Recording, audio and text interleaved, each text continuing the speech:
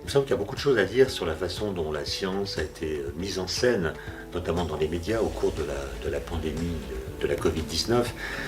Par exemple, on a vu sur beaucoup de chaînes d'information continue que la science et la recherche étaient confondues, alors que ce sont deux choses très très différentes. La science, c'est un corpus de connaissances qu'on n'a pas lieu de remettre en cause. Ce sont les bonnes réponses à des questions bien posées. Par exemple, nous savons que la Terre est ronde. Nous savons que l'atome existe, nous savons que l'univers observable est en expansion, nous savons que les espèces vivantes évoluent. Et puis ce corpus de connaissances qui constitue la science pose des questions dont nous ne connaissons pas les réponses. Par exemple, nous ne savons pas s'il existe une vie extraterrestre, nous ne savons pas si le neutrino, cette particule élémentaire bien connue, est identique ou non à son antiparticule. Et c'est pourquoi nous établissons des protocoles de recherche. Nous construisons des expériences pour tenter d'avoir la bonne réponse à des questions dont nous ne connaissons pas encore la réponse. Et donc la recherche, elle a à voir avec le doute. Simplement, quand on confond la science et la recherche, l'idée de doute, qui est consubstantielle à la recherche, vient coloniser l'idée même de science. Et on en arrive à ce raccourci qui est la science, c'est le doute. Mais si la science c'est le doute, alors pourquoi est-ce que moi, avec mon ressenti, mes opinions, mes croyances, mes connaissances éventuellement, je ne pourrais pas venir contester ce que disent les scientifiques? Et je suis d'autant plus invité à le faire que je vois que les scientifiques se disputent sur les plateaux de télévision, semblent ne jamais pouvoir tomber d'accord. Et ça me semble être une mauvaise indication, puisque la science est en quelque sorte sommée de se ranger sous la coupe de l'opinion, alors qu'elle est née contre l'opinion. Gaston Bachelard, qui était un des maîtres de Dominique Lecourt, disait « Faire de la science, c'est penser contre son cerveau ». C'est donc imposer à son cerveau des arguments, c'est lui opposer des arguments auxquels spontanément il n'a pas envie de croire parce qu'elles contredisent ce qu'il pense spontanément. Et je pense que nous, les scientifiques, nous devons réfléchir à notre façon de communiquer la science, parce qu'il me semble que la vulgarisation, telle qu'on l'a pratiquée jusqu'à maintenant, a des résultats qui sont très mitigés, et qui nous invite à repenser la chose pour que cette transmission soit faite de façon plus juste et plus efficace.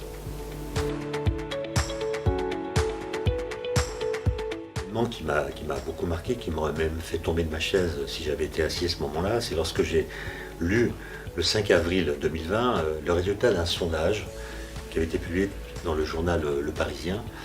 La question qui était posée aux personnes interrogées était la suivante. Est-ce que tel médicament, dont j'ai oublié le nom, est efficace contre le coronavirus? Le 5 avril, c'est très tôt dans l'épidémie, c'est-à-dire c'est une période où aucune étude thérapeutique n'a encore permis de conclure. Donc la question qui est posée dans ce sondage est une question à laquelle, à cette date, personne ne savait répondre. Et pourtant, les résultats montrent que 59% des personnes interrogées ont répondu oui à la question, 20% ont répondu non, et seulement 21% ont répondu je ne sais pas. Je répète, à une période où la bonne réponse universelle aurait dû être pour tout le monde, je ne sais pas, puisque personne ne savait. Et donc il faut interroger cette promptitude que nous avons à nous déclarer experts alors même que nous ne pouvons pas répondre. Il s'agissait là d'un sondage d'opinion qui permet de connaître les croyances et les opinions des personnes, mais évidemment ne renseigne nullement sur l'efficacité ou l'inefficacité du dit médicament. Il y a aussi un autre effet qu'on a vu se manifester pendant ces mois de pandémie, c'est ce qu'on appelle l'effet Dunning-Kruger, du nom de deux psychologues américains qui ont étudié ce phénomène à la fin du XXe siècle. C'est un phénomène par lequel, en fait, on découvre que pour se rendre compte de son incompétence, il faut devenir compétent. C'est en travaillant un sujet qu'on croit simple au départ qu'on découvre sa complexité. On gagne en compétence tout en perdant en assurance, précisément parce que le sujet est plus compliqué qu'on avait cru. Et vous vous souvenez qu'au début de l'épidémie, on a vu beaucoup de personnalités politiques écrire des tweets, par exemple, qui commençaient par « Je ne suis pas médecin, mais je ».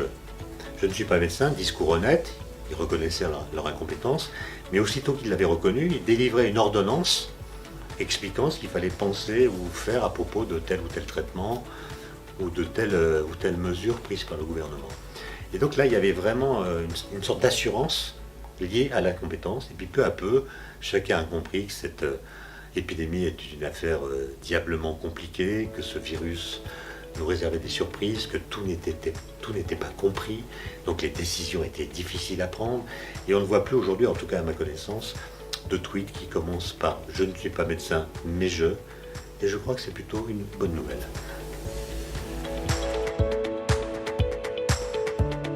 L'épidémie nous a donné une occasion historique de faire de la pédagogie de ce qu'est la méthode scientifique.